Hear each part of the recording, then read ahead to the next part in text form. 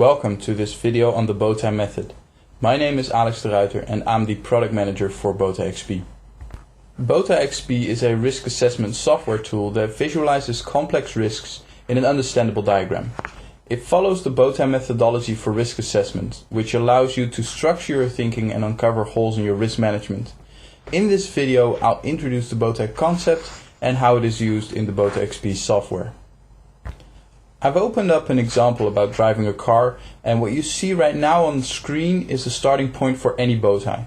The hazard above, which is in the black and yellow striped box, together with the top event, which is in the orange circle below. The hazard can be described as a dangerous aspect of your organization. So if I'm, for instance, typing a letter on a computer, this would not be considered a dangerous aspect of the organization. But if I'm driving on a highway, that would be considered hazardous. And although an organization needs hazards to operate, they are the source for incidents. So the hazard in this example is driving a car, although you could specify it more if necessary. Now below it is a top event, and the top event is the first moment you lose control over the hazard. We haven't hit anything yet and there's no damage, but we have lost control. In this case, the generic wording loss of control over car works quite well. If you're not sure how to formulate the top event, you could always start with a generic loss of control description and later on specify more if necessary. Now from here I want to know what will cause the top event. Now these blue boxes on the left are called threats, and they represent different scenarios that will cause my top event. One of the possibilities, for instance, is that the driver is intoxicated, which could cause a loss of control. Another threat, however, could be slippery road conditions, which might also cause a loss of control over the car. On the right side there are red boxes, which are called consequences. There can be different consequences resulting from a single top event. One could be, for instance, hitting a pedestrian, another could be entering the water, or even a car rollover. Together with the threats, this is what the bowtie looks like so far. Bowtie XP gives me a clear overview of all the different scenarios that could unfold around driving a car.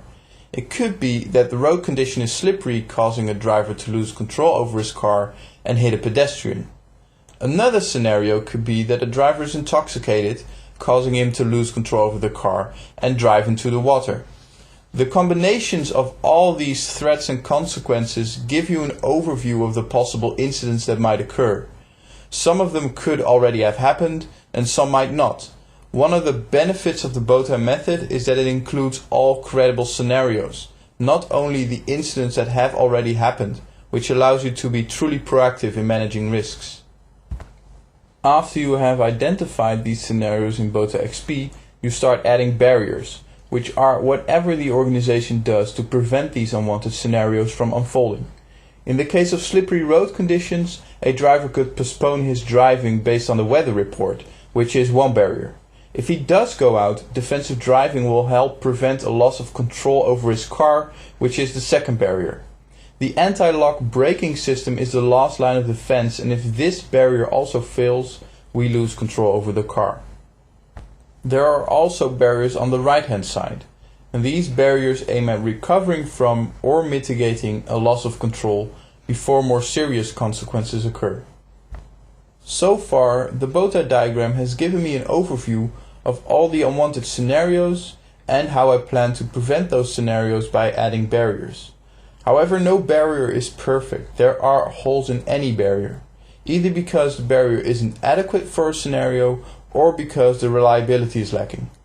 The Bowtie method allows you to identify factors which will create these holes in your barriers, making them less effective. These are called escalation factors. For example, if one of my barriers is a secure door which closes automatically using electricity, a power failure will disable this barrier. So we can add an escalation factor called power failure to the barrier's security door. Escalation factors will allow you to take your risk assessment one step further and make explicit how barriers can fail. Of course, there's one logical last step, which is to add barriers to escalation factors. So in the case of a power failure, a backup generator could be a good escalation factor barrier. This is the core of the Bowtie method. It gives you a visual diagram which summarizes all the unwanted scenarios and how you control them as an organization. Now there is more that you can add to the diagram, like your safety management system, barrier effectiveness, barrier type, and for instance who is responsible for a barrier. But that will all be explained in another video. Thank you for watching this video, and if you have any questions, please feel free to contact us.